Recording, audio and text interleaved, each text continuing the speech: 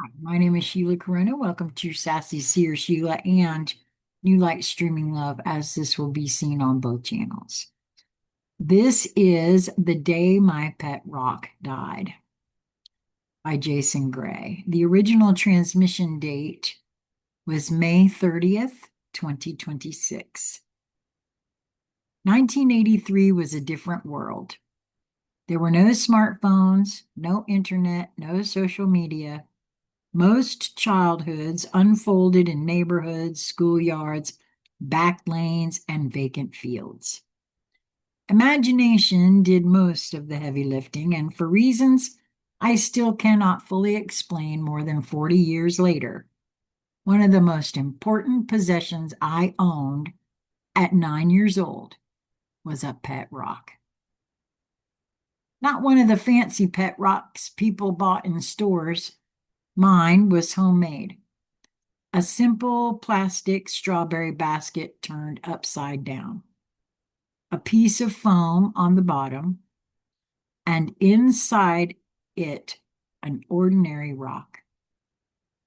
Writing that just made me laugh because there is no such thing as an ordinary rock.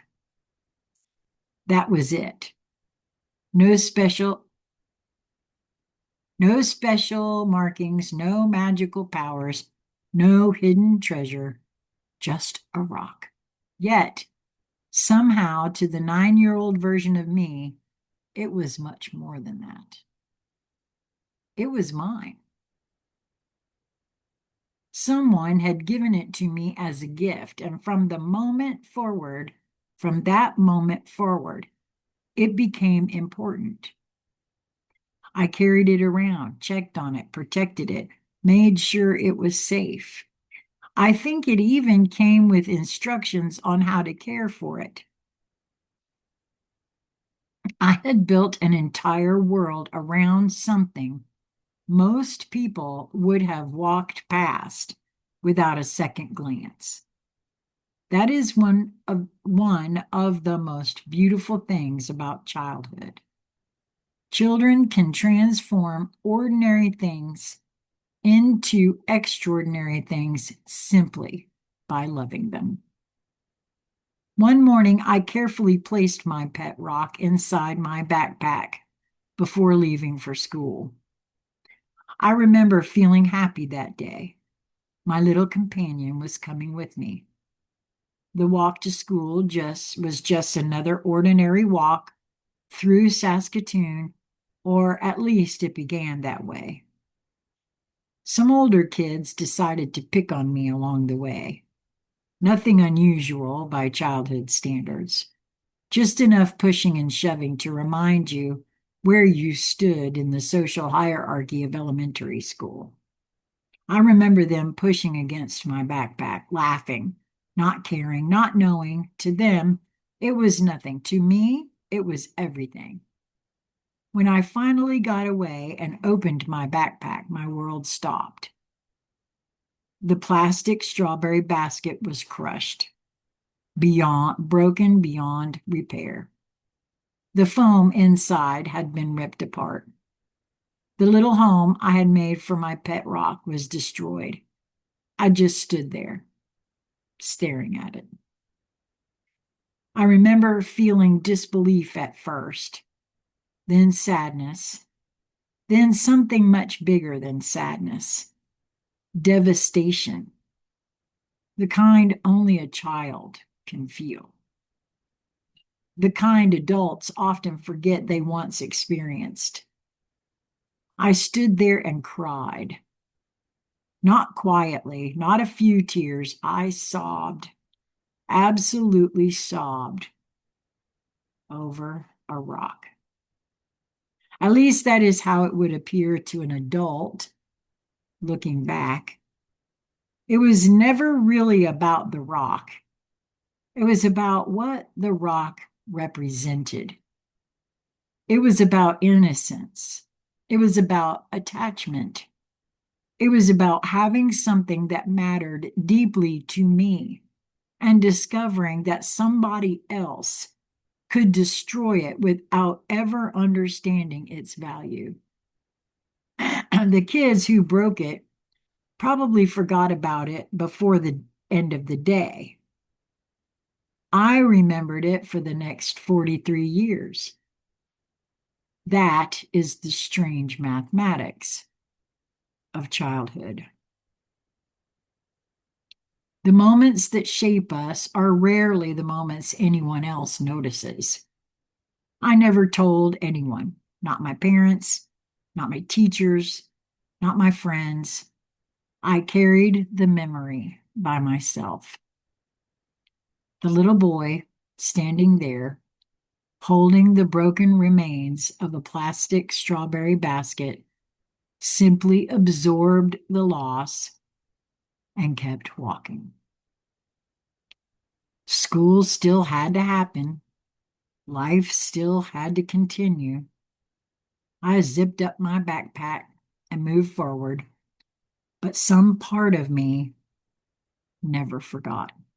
Even now, sitting here decades later, I can still see that basket. I can still see the foam. I can still feel the crushing disappointment in my chest. And maybe that memory explains something about who I became. Because the truth is, I still care about things most people overlook. Boy, do I know that feeling. I still find meaning in small things. I still stop to watch sunsets. I still sit beneath the stars. I still notice forgotten places, old buildings, abandoned roads, and quiet moments that others pass by without seeing. Perhaps the little boy who loved a pet rock never really disappeared. Perhaps he simply grew older. The world often tells us to stop caring so deeply, to toughen up, to become practical, to stop assigning meaning to things.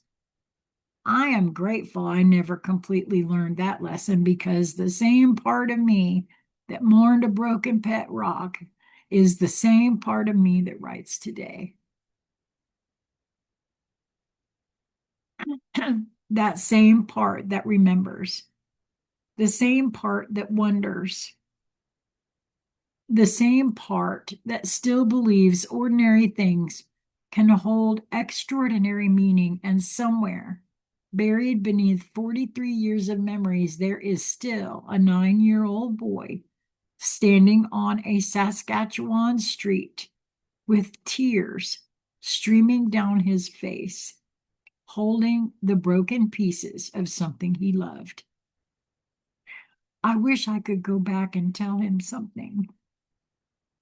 I wish I could. I would tell him that it was okay to cry, that it was okay to care, that one day he would understand that his ability to love simple things was never a weakness. That's so true. Not a weakness. It was one of the greatest gifts he would ever possess. And I would tell him that even though the cage broke, and even though the foam was destroyed, I can barely see through the tears. Hold on a second.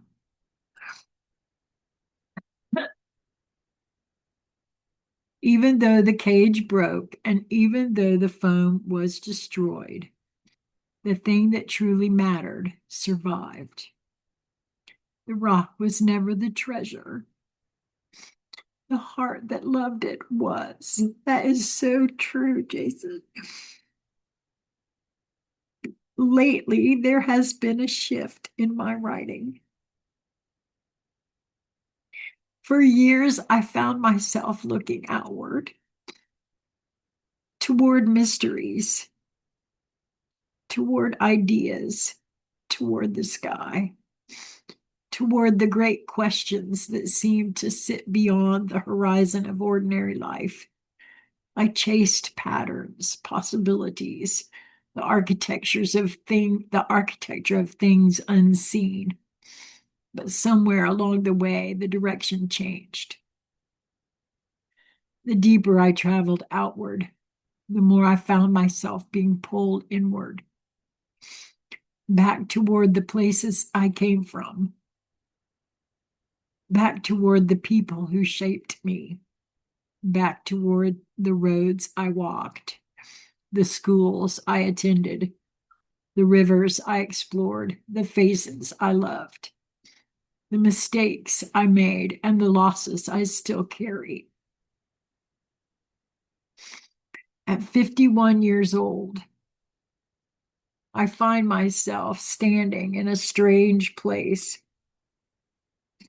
not at the beginning and not quite yet at the end, but close enough to the horizon to understand that time is no longer an unlimited resource. For the first time in my life, I can feel and see the finish line of my life, not in a fearful way, not in a tragic way, but simply in an honest way. The young man who believed life would stretch endlessly ahead of him is gone. In his place stands a man who understands that every remaining year is precious. Every memory matters. Every person matters. Perhaps that is why these old memories keep finding their way to the surface. The pet rock, the South Saskatchewan River, the endless Saskatchewan skies, the train bridge, the classrooms, the heartbreaks, the embarrassments, the triumphs, the moments nobody else remembers. They are returning because they refuse to disappear without being witnessed one final time. And so I write them down, not because they are historically important, not because they will change the world, not because they will make me famous. I write them because they happened. I write them because they are real. I write them because they belong to a life that was actually lived.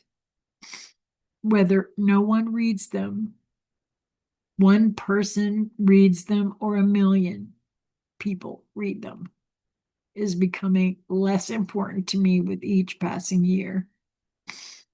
The act of preserving them has become the purpose itself. That has always been the purpose.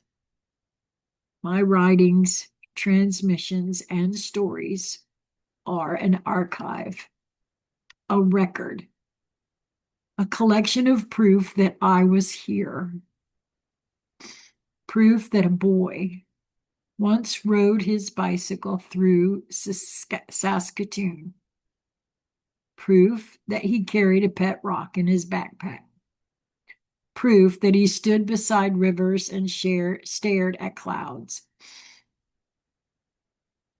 proof that he stumbled, failed, loved, lost, recovered, wondered, and always seemed to keep going. Long after many believed he would not.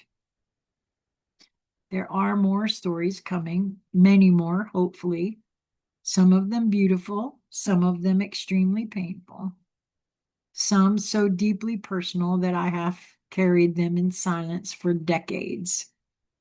There are memories that still make me smile. There are memories that still make my chest ache. There are memories that even now are difficult to revisit, but they are part of the archive, part of the record, part of the evidence that this life happened. And before my own story reaches its final page, I intend to share as much of it as I can. Not because I have all the answers, not because I believe my life was extraordinary, but because every life disappears twice. Once when it ends, and again when the stories are no longer told. These pages are my way of resisting that second disappearance, my way of leaving my footprints in the sand after the storm has passed, my way of reaching forward through time and saying, I was here. I laughed, I cried, I struggled, I failed, I loved, I hoped, I wondered, and I remembered. So while memory remains, the archive remains open, and hopefully there are many more stories yet to tell. Jason Gray. You know, Jason, I have to tell you, there have been times that I hope that my conscious conversations survive,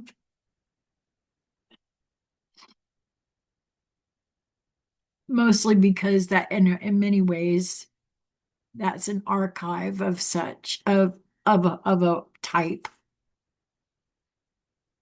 of who I was, what I thought, and who I'm becoming or think I'm becoming, whatever.